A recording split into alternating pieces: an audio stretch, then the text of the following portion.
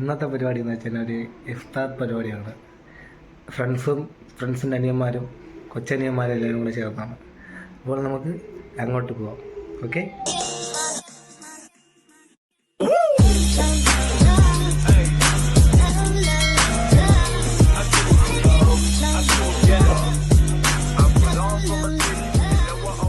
ഞാൻ മുക്കി ചെന്നപ്പോൾ തന്നെ എല്ലാവരും ഇങ്ങനെ വട്ടം കൂടി പ്ലാൻ ചെയ്യുകയാണ്. ഇന്നത്തെ പരിപാടിയെ പറ്റിയുള്ള പ്ലാനിങ് ആണ് എല്ലാവരും കൂടെ. ഇന്നത്തെ പരിപാടിയെ പറ്റിയുള്ള അഭിപ്രായം നമുക്ക് അൻവറിൻ്റെ അടുത്ത് ചോദിക്കാം.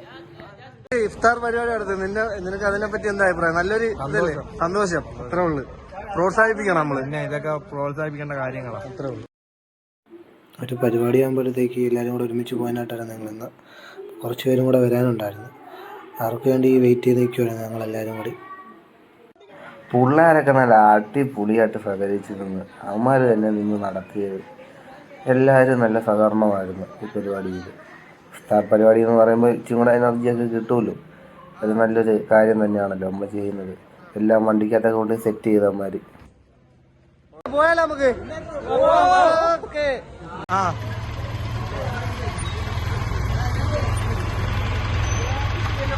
എല്ലാരും ഇറങ്ങിയിട്ടുണ്ട്. ഇനി താന്നി ബീച്ചിൽ ചെന്ന് കാണാം. ഓക്കെ. അങ്ങനെ ഞങ്ങൾ താന്നിയിൽ കുറച്ച് പേര് എത്തിയിട്ടുണ്ട്.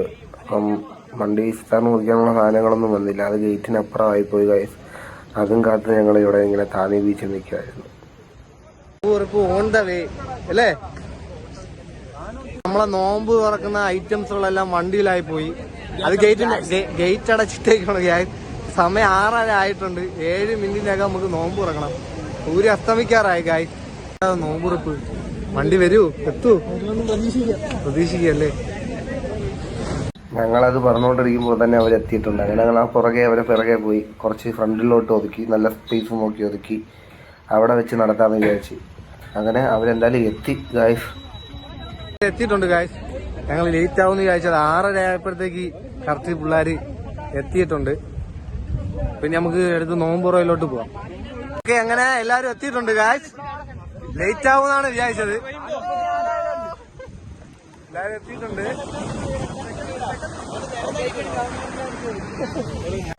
വാങ്ക് കൊടുക്കാൻ 2-3 മിനിറ്റേ ഉള്ളായിരുന്നു.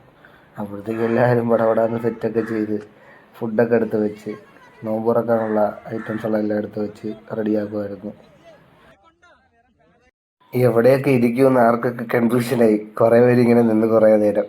പിന്നെ ഇരിക്കാൻ സ്ഥലമൊക്കെ കിട്ടി കേട്ടോ. അങ്ങനെ ഞങ്ങളെല്ലാവരും കൂടെ ഇരുന്ന് നല്ല രീതിക്കാണ് നോമ്പ് തുറന്നത്. ഇതാണ് ഗൈസ് നോമ്പ് തുറക്കാനുള്ള ഐറ്റം. അത് കഴിഞ്ഞ് ഉടനെ വാങ്ങി കുളിച്ച് അപ്പോഴേ നോമ്പും തുറന്ന് എല്ലാവരും പടപടാന്ന് നോമ്പും തുറന്ന് പിന്നെ അങ്ങോട്ടും ഇങ്ങോട്ടൊക്കെ വായി നോക്കിയൊക്കെ ഇരുന്ന്. നാളത്തെ വ്ലോഗിൽ എല്ലാവരും വരും.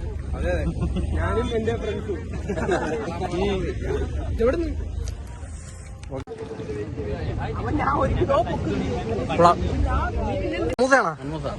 എടുത്തോ. അങ്ങനെ കുറച്ച് നേരം ഫണ്ണൊക്കെ പറഞ്ഞുകൊണ്ടിരുന്നു. പിന്നെ റെയിൻബോ ഒക്കെ കണ്ട് കുറച്ച് നേരം അങ്ങനെ ഇരുന്ന് ടൈം അങ്ങനെ കളഞ്ഞ്. പിന്നെ നമ്മളെ റാഫിയുടെയും സാദിലിൻ്റെയും നിയന്ത്രണത്തിൽ ഫുഡ് കൊടുക്കാൻ, അതായത് പൊറോട്ടയും ചിക്കൻ കറിയായിരുന്നു ഗൈസ്. അങ്ങനെ അതിനുള്ള ഒരുക്കങ്ങളൊക്കെ ഒരുക്കി. അങ്ങനെ റാഫി പ്ലേറ്റ് എല്ലാം എല്ലാവർക്കും കൊടുത്ത് എല്ലായിടത്തും ഇരിക്കാനൊക്കെ പറഞ്ഞു. അങ്ങനെ എല്ലാവരും ഇരുന്നു.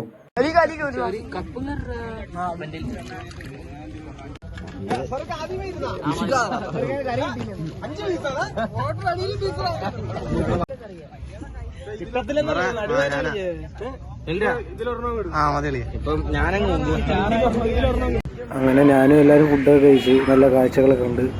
അങ്ങനെ ഇരിക്കുമ്പോഴത്തേ പിന്നെ എല്ലായിടത്തും ചോദിച്ച അഭിപ്രായങ്ങളൊക്കെ. എല്ലാം ഓക്കെ അല്ലേടാ? ഹാപ്പി ആണല്ലോ അല്ലേ? റമദാൻ കരീം. എല്ലാം ഓക്കെ അല്ലേ? എല്ലാവർക്കും ഹാപ്പി അല്ലേ? ഹാപ്പി. എങ്ങനെയുണ്ട് ഫുഡൊക്കെ? എങ്ങനെയുണ്ട്? നോമ്പറപ്പൊക്കെ എങ്ങനെ? ഹയറല്ലായിരുന്നോ? സൂപ്പർ അല്ലേ? വയറൊക്കെ നിറഞ്ഞാ? വൃത്തിയായ? ഓക്കെ, കഴിച്ചോടാ. അൽഹംദുലില്ലാ ഹയറാണല്ലേ? അത്ര അറിഞ്ഞാ മതി. എങ്ങനെയുണ്ട്? ഫുഡൊക്കെ കഴിച്ചാ? ഉഷാറായ? വേറെ അറിഞ്ഞാടേ നോമ്പൊക്കെ? എല്ലാം ഓക്കെ അല്ലേ? ഓക്കെ. അൽഹംദുലില്ലാ. ഓക്കെ അല്ലേ? നല്ല ഫുഡ് അടിപൊളി സൂപ്പർ ആയിരുന്നു, ഹയറായിരുന്നു. വൈബല്ലേ?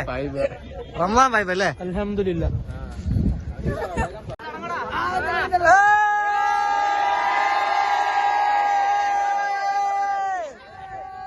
ഇപ്പോൾ ഇവിടെ വെട്ടമില്ലാത്തതുകൊണ്ട് ഫോണിൻ്റെ ടോർച്ച് വെച്ച് എടുക്കുകയാണ്. ഇന്നത്തെ നോമ്പ് ഇപ്പോൾ എല്ലാം നല്ല രീതിക്ക് കഴിഞ്ഞിട്ടുണ്ട്. അൽഹംദുലില്ലാ ഹയർ. അപ്പോൾ അടുത്ത വീഡിയോയുമായി വീണ്ടും കാണാം. ഓക്കെ.